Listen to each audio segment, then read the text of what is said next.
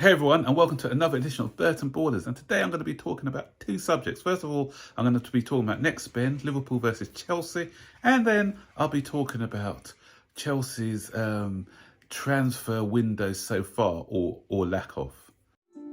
Welcome to the Burton Ballers. Ain't got no time for no stallers, yeah.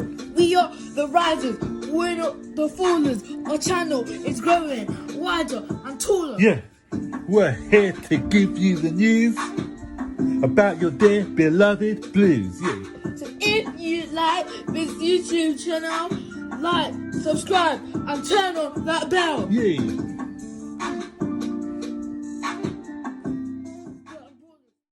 So hey guys, apologies in advance for wearing this bright yellow shirt. I hope it's not blinding you in the video.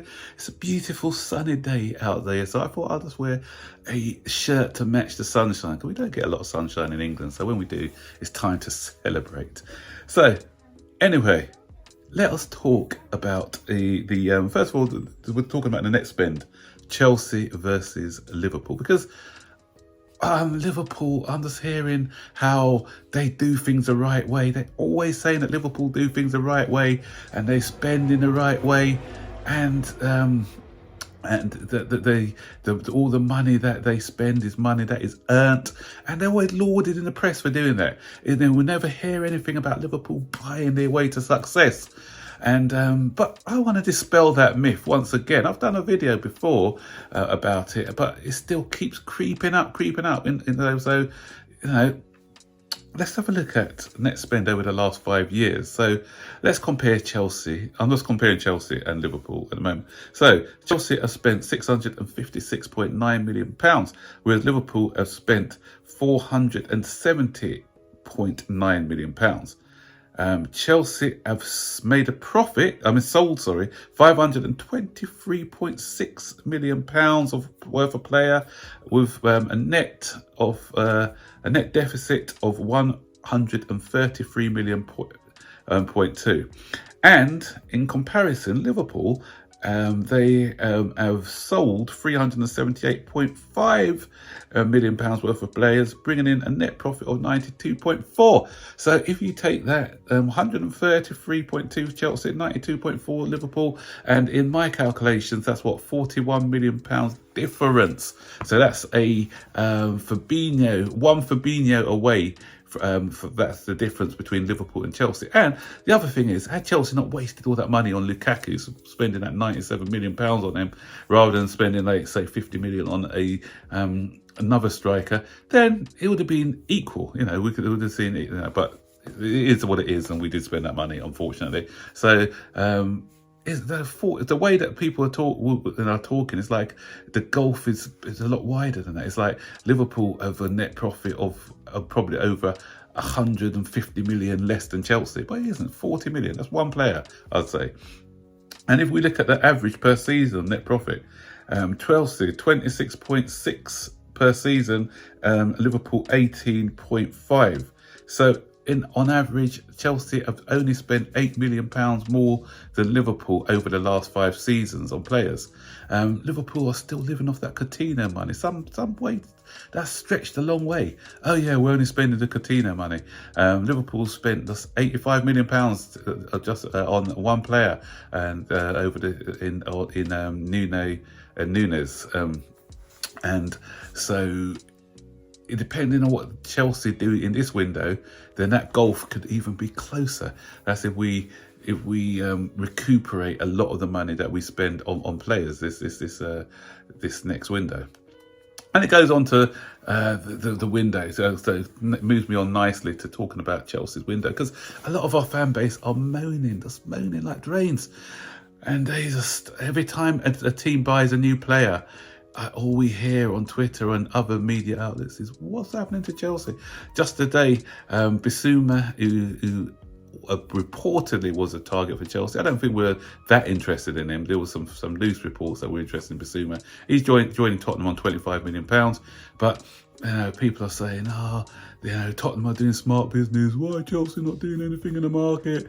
And obviously we've seen Darwin Núñez go to Man City. We've seen Liverpool to Liverpool, sorry, and Manchester City making moves in the market. You know, Arsenal haven't made any moves neither. So it's Chelsea like dragging their feet in the market, and people have to put things into context. I did a video about this earlier, so I don't want to dwell too much on it, but we've got to put things into context. You know, we don't know what's going on behind the scenes. So everyone's saying, oh, Chelsea are going to finish outside the top four, Tottenham are going to finish ahead of them. How do we know? How do we know? The transfer market isn't over. I always judge the transfer market when it's closed, you know. Obviously, I'd like to get players in as soon as possible. Yeah, we all would. But I'm not going to be saying, oh, well, this is a rubbish window because, you know, we've not even, the season has even started. The window's just opened 5 days ago, you know, and there's talk about getting in Dembele, but there's a prime example. You know, this Jules Koundé deal. You know, we all know that he's probably going to join Chelsea, but everyone's saying, why isn't it announced yet? What's happening to the Koundé deal? Why are we doing this? Why are we doing that? Why haven't we put a bid in for him yet? But then we know it's now transpired that he's had to have an operation on his pelvis, and he's going to be out for until he should be back within 3 or 4 weeks. But apparently, I heard that the operation went well.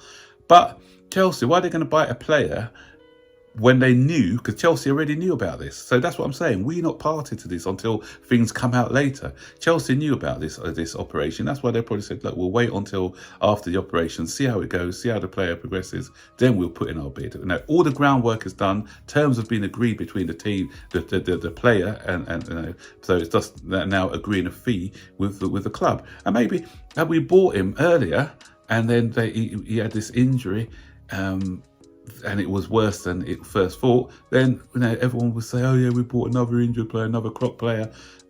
Now we could even negotiate the deal down because of this injury. We may be able to get him at a cheaper price. We don't know. That's what I'm saying. So I don't know what's going on at the club. You know, last season, moan, yeah, because we just bought in Saul, what's his name, Malang Sarr and Lukaku. So we can moan about that window. It was an awful window, but let's wait and see, guys, what the club's got in the pipeline. You know, so and I hate this defeative attitude by a lot of supporters as well. Oh, you know what? A lot of our fan base don't bother watching any football next season. There's no point, because you've already given Manchester City the league. So what's the point of you watching it? Just go and take up basketball or rugby or something like that, because there's no point in you watching it, because, you know, you already know the outcome of the league, don't you? Man City have won it because they brought Erling Haaland in. With any transfer, you just don't know how it's going to go. You know, a lot of people thought we were going to win the league last season because we brought in Lukaku. But yeah, Man City have become stronger. Erling Haaland, I think, will be a success. But to say that they've already won the league, that's so defeatist. You know, he may get an injury. He may take a lot of time to get used to the Premier League. We just don't know how things are going to go. Who's to say we don't buy somebody like a Declan Rice? And that's the other thing, going on to talking about Declan Rice. A lot of people who are saying, oh, we should have got Bissouma. A lot of them are saying, oh, I don't want Declan Rice anywhere near the club. But if you look at the stats of those players, Declan Rice is heads up all, you know, he's ahead in all the stats bar tackles won, I think. That's the only one where Bissouma comes out on top. But yet, they're saying, oh, you know, crying that we didn't get Bissouma, but not wanting Rice in the club. So I don't like these agendas at all. As I said, I will rate this window once it's over.